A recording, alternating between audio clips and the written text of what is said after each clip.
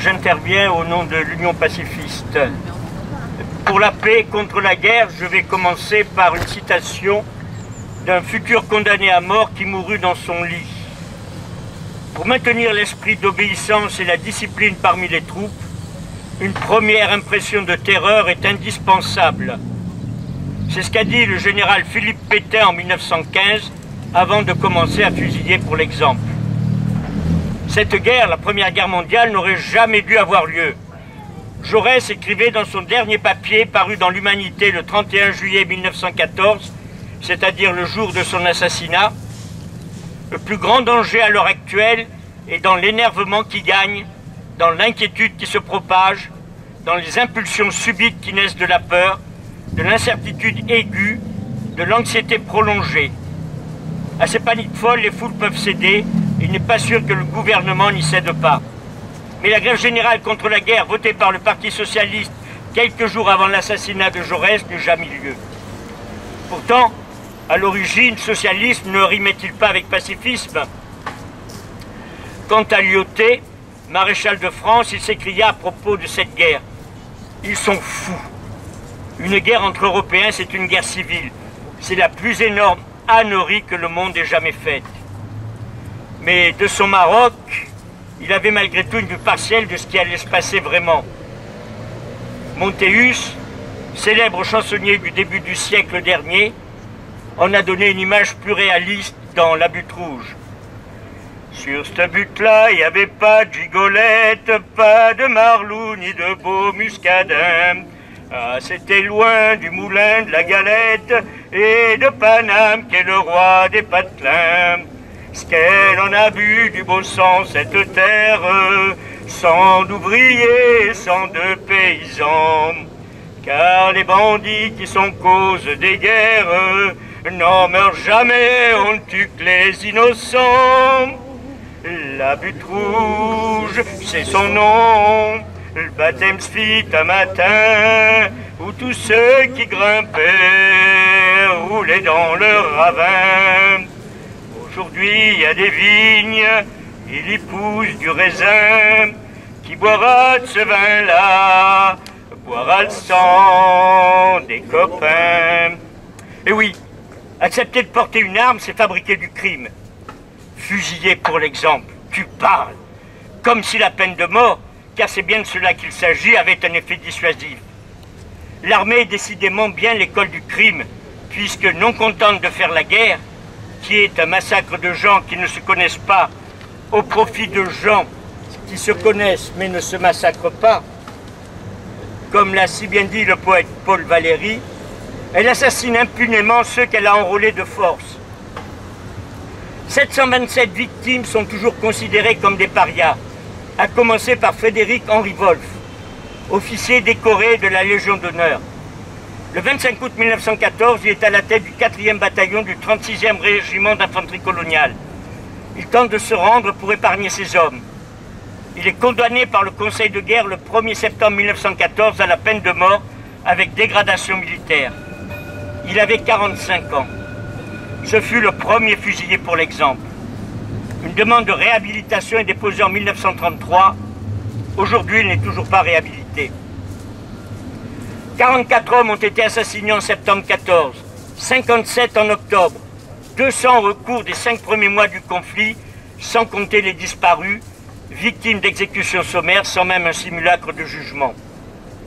C'est en résistance à cela que 36 anarchistes publièrent à Londres, en anglais, allemand et français, le 12 février 1915, un manifeste contre la guerre dans lequel on pouvait lire: « Il faut faire que le son de la musique guerrière et la vue des uniformes, au lieu de réveiller dans la foule ses instincts sauvages, l'emplissent de terreur et de dégoût. Il faut faire que le militaire professionnel, au lieu de rester un objet d'envie et d'admiration, devienne un objet de mépris, que le soldat arrive à haïr et mépriser lui-même le triste métier qu'on lui fait exercer. » Cela fut suivi 7 mois plus tard à Zimmerwald, en Suisse, dans le canton de Berne, du 5 au 8 septembre, par la première conférence pacifiste. Les délégués étaient venus de toute l'Europe pour voter une motion qui disait « Nous affirmons que cette guerre n'est pas notre guerre ». Romain Rolland, réfugié en Suisse, emboîtera le pas 2 mois plus tard en publiant au-dessus de la mêlée recueil qui le fit accuser d'antipatriotisme et de pacifisme. En 1916, c'est à Quintal, toujours en Suisse, que se tient une autre conférence pacifiste. Les socialistes appellent à faire pression sur les gouvernements au moyen de grèves et de manifestations européennes. Les derniers mots du manifeste soulignent cette idée. À bas la guerre, vive la paix immédiate et sans annexion, vive le socialisme international. On a pu dire que plus l'état-major est incompétent, plus il y a de fusillés. Il existe pourtant des militaires de haut rang, des officiers généraux qui ont pris conscience des horaires que l'État leur demandait de commettre. Ainsi, le général Jacques de Bollardière, trop jeune pour avoir participé à la première guerre puisqu'il n'avait que 11 ans à l'armistice, a-t-il remarqué. La guerre n'est qu'une dangereuse maladie d'une humanité infantile qui cherche douloureusement sa voie. Céder à la violence et à la torture, c'est par impuissance à croire en l'homme, renoncer à construire un monde plus humain. Mais il était bien seul dans sa démarche.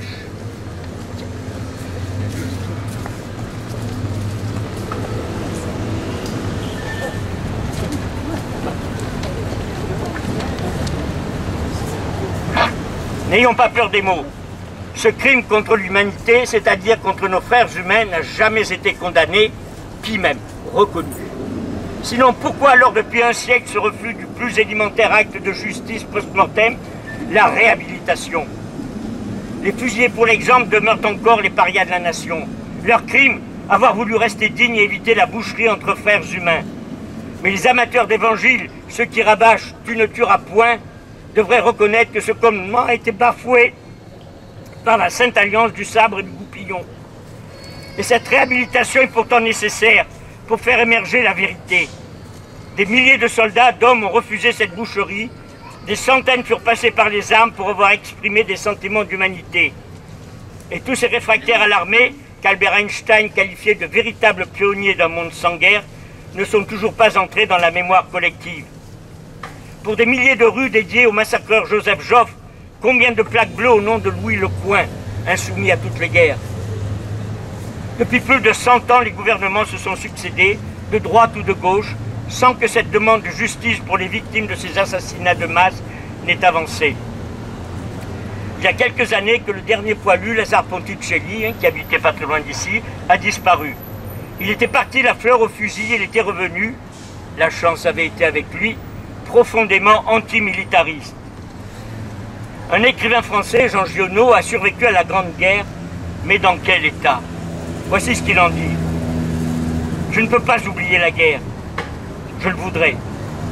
Je passe des fois 2 jours ou 3 sans y penser, et brusquement je la revois, je la sens, je l'entends, je la subis encore, et j'ai peur. 900 morts par jour pendant 4 ans, plus du tiers des jeunes gens entre 19 et 22 ans décimés, 600 000 veuves et autant d'orphelins, et bien sûr les centaines de martyrs fusillés, pour l'exemple. Qu'attend-on pour les réhabiliter afin que justice leur soit rendue? D'autres pays ont acté la réhabilitation. La Nouvelle-Zélande en 2000, le Canada en 2001, le Royaume-Uni en 2006. Rien ne justifie la honteuse position des autorités françaises qui, avec plus d'1 siècle de retard, refusent la réhabilitation de ceux qui ont été fusillés et qui ne se sont pas déshonorés. À l'initiative de la France insoumise, l'Assemblée nationale avait voté une loi de réhabilitation qui malheureusement fut retoquée au Sénat. Si la réhabilitation est nécessaire, n'oublions pas cependant que ce n'est qu'un pis-aller après ces hécatombes inutiles et néfastes. Car comme le disait Louis Lecoing, s'il m'était prouvé qu'en faisant la guerre, mon idéal avait des chances de prendre corps, je dirais quand même non à la guerre, car on n'élabore pas une société humaine sur des monceaux de cadavres. J'ai presque fini.